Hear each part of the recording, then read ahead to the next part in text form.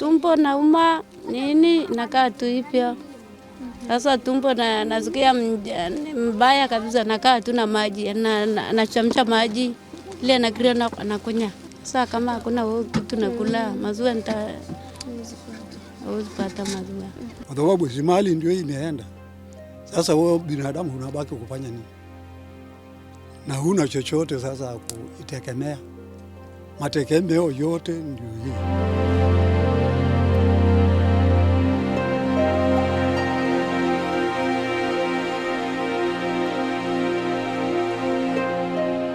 Tonight we begin in the remote villages of Turkana County, where shocking images of malnourished children are becoming commonplace. Many parts of the country have been getting above average rainfall. In some parts of Turkana County, there hasn't been even a drop of rain for many long months.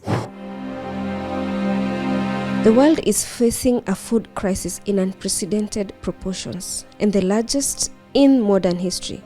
And here in Kenya, the effects of drought have severely affected some parts of the country more than others, and with the most affected being women and children. About 300 kilometers from Lodwar town, a woman has given birth to her 7th child, but this time she delivered through cesarean section. But what's heartbreaking about her story is that she has not had anything to eat and is forced to sleep with her 1-day-old child on the floor of a grass-thatched house. Naona kuna mtoto mdogo hapa. Ni siku ngapi? Siku moja. Siku moja. Ulienda hospitali ukapata mtoto hospitali? Naenda kwa hospitali, hakuna hata kitu napatia. Kule waje kupea chakula ama nini? Hakuna chakula nakula, nakaa tu hivyo. Na ulimpata mtoto kwa njia gani? Walikukata? Nakata kwa hospitali. Walikukata? Na saizi unasikia vipi uko na uchungu mahali popote? Tumbo nauma nini nakaa tu hivyo. Sasa tumbo nasikia mbaya kabisa, kama hakuna hata chakula wewe unakula. Si tumbo tu nafanya tu hivyo, nakaa tu na maji na chamcha maji ile nakrio na nakunya. Hakuna hata chai. Kuna hata majani, kuna hata chai. Ni maji tu. Maji tu peke yake. Alafu maziwa yamekuja mtoto? Maziwa hakuna kwa matiti. Sasa kama hakuna kitu nakula maziwa uzipata maziwa. Mwili yangu ndio nasikia tu chungu sana. Tumbo nauma. Ayanai lives among a community that traveled over 300 kilometers in search for food after losing all their livestock to drought. Ukame tu ndio nasidi hapa. Ukame kuna wakati karibu mara 3. Wakati ya ukame hii, wakati mvua inakuja inamaliza mbuzi. Baki na 5, baki na 10 mpaka this time sasa. Chakula unapeleka mbuzi hii. Unapeleka tu kutafuta naye kubahatisha market hapo. Ile pesa unapata unanunua chakula. Ikiisha unakaa hivyo tu. Wakati huu sasa tuko na kiangazi mingi ambaye haiwezi fanya sisi tuwe kama ya maisha ya kawaida. Kama Mungu angetupatia mvua ya kila siku, kila mwezi, tungefanikiwa tusaidike sana. Tuwe na hiyo mahali. Ile mfuko sasa iko inaanza kufa. Na mimi niko na watoto 7. Kwa hiyo msigo pia kwa familia yangu, nimeongeza mtoto wa dada yangu. Ni vile tu sina nguvu.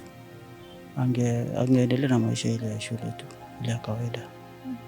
Alikuwa ameitwa high school hapa kwetu Turkana County, mahali panaitwa Katilu. Lakini ile mambo ya fedha, tayari mfuko wakati sasa kiangazi imeshika ndio tutaweza kumpeleka shule vizuri. Alikuwa ameanza tu kujoin kidogo, lakini akarudishwa kwa sababu ya mambo ya fedha.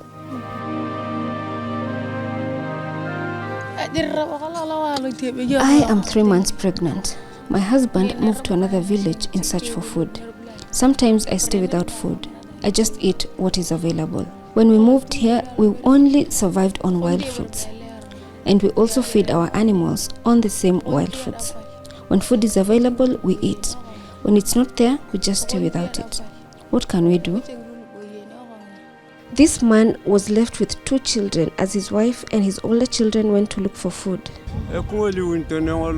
When the drought happened, people from various areas came together and collectively looked for a solution. We lobbied the government to support us together.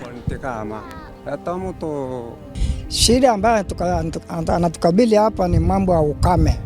Mambo ya ukame, tunaona mahali tuko hapa ni wale watu ambao mahali yao waliisha na wakaamua karibu na town, alafu sasa ndio wapata usaidizi kutoka kwa serikali. The number of Kenyans facing hunger is projected to reach 4.4 million between October and December this year. So far, 14 counties, namely Laikipia, Marsabit, Garissa, Isiolo, Kilifi, Kwale, Samburu, Tana River, Tharaka Nithi are classified under alarm drought phase. Acute malnutrition has also been noted across the counties, with 942,000 cases of children aged between 6 to 59 months acutely malnourished. This was once a river that has now completely dried up as a result of the drought. It used to flow from up this way downwards. And this is what these people who live here have to put up with every day in search of water.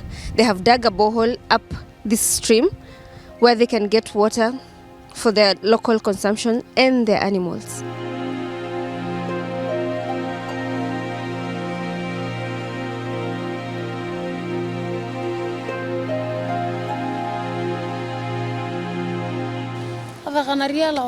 I fetch water from a village nearby, which is about 6 kilometers from here.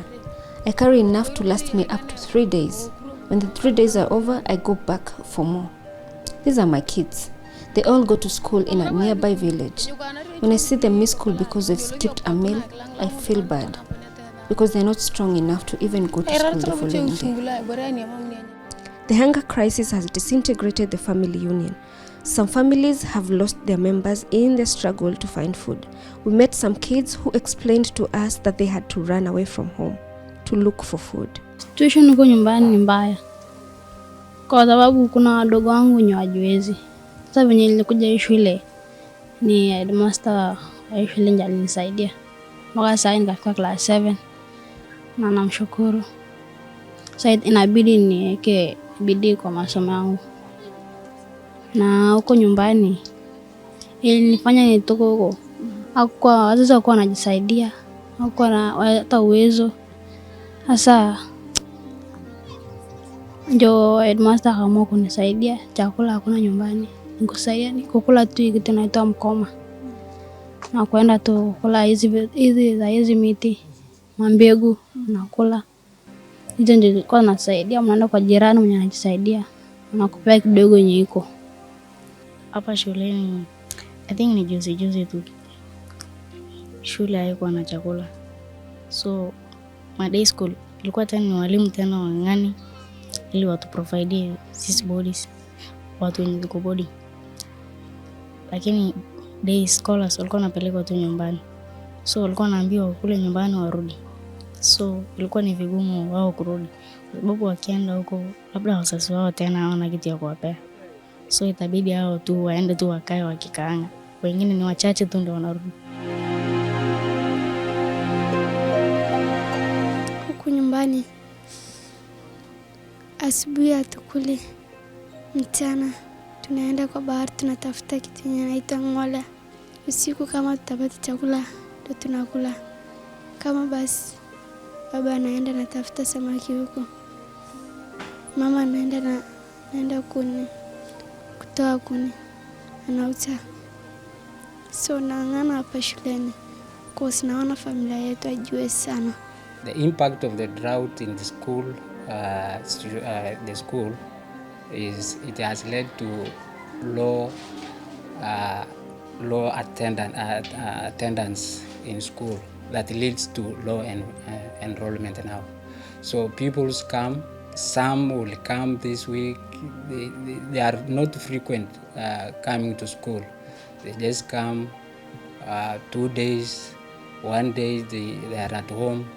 It will depend how they get food from their home. And the school at the moment are not providing food. So the government has provided food for only for the borders, but the day scholars, they have not provided the food. So we usually sometimes take that food for the boarding. We feed also those ones that come from far away, and those ones that are totally, they are not getting food. So when these children are in their classes, sometimes you will find them sleeping in classes. Just when you ask them, they say they have not eaten at home in the evening. The children are not coming now in afternoon classes just because of food. So we have just broken the afternoon classes, and then we only teach them during daytime. Afternoon, no.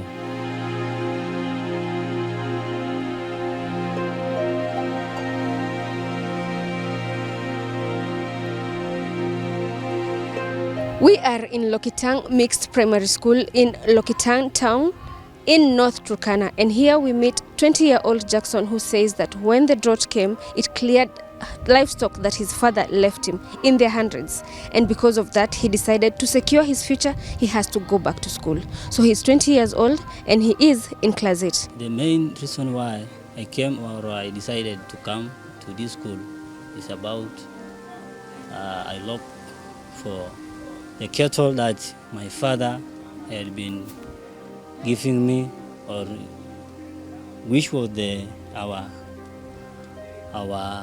our living standard. The drought, they came and they were died. All of them. For some families, however, they have decided to stay put and face the hunger crisis head on. But this has cost them. They watched helplessly as their livestock perished one after the other. Some have now resorted to feed them the same wild fruits they eat. These families have expressed fear that if nothing is done to salvage the situation, this too could be too late to fix. I had about 200 goats, but now I have less than 100. Nilikuwa na zaidi ya hii karibu 300 ya Samsung huko. Lakini ikaishaisha tu. Sasa ya mwisho ndio hii. Sasa ikabaki hii. Hata kupeleka soko hakuna mtu anachukua. Kama angekuwa mbuzi kubwa hivi ni 2500 kurudi chini au sienda juu. Lakini kiasi hii hakuna mtu anachukua. Mwenye atakuwa na roho anaambia wewe 1000.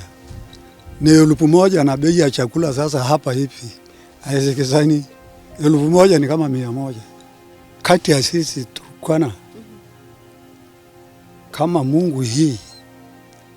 Mungu hii hawezi kutujalia riziki mahali ama makampuni fulani akuja akutusaidie, hakuna namna, ni kuisha tu. Ni kuisha tu. Kwa sababu mali ndio imeenda. Sasa wewe binadamu unabaki kufanya nini? Na huna chochote sasa kuitegemea. Mategemeo yote ndio hii. Na imeisha. Sasa wewe pia unapata mpuko zako nyuma. Na zidikisha yote kupotea. Because of all these challenges that are directly affecting children whose future is now at stake, Save the Children has rallied help to support these communities. With the partnership in Save the Children, in partnership with UNICEF, they are able to identify some of the schools that need to have the water sources.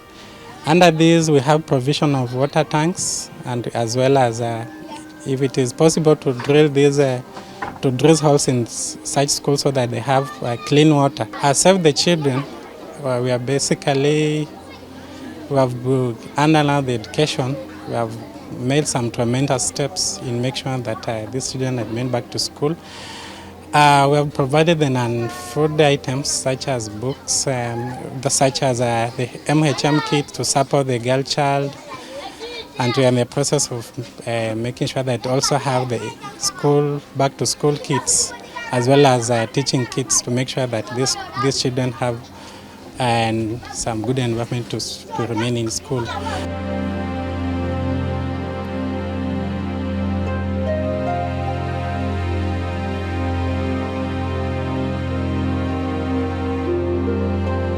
Nikiomba serikali hii watu waangaliwe kwa njia yoyote ikiwezekana, kwa sababu ya chakula.